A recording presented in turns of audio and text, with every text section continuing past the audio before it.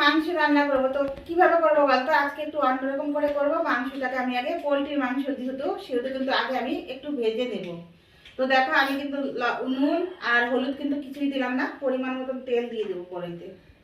কড়াইটা কিন্তু গরম হয়ে গেছে, আমি তেল দিয়ে দেবো। কিন্তু মাংসটাকে সুন্দর করে ভেজে নিয়েছি, আমি কিন্তু এখন তুলে নেবো।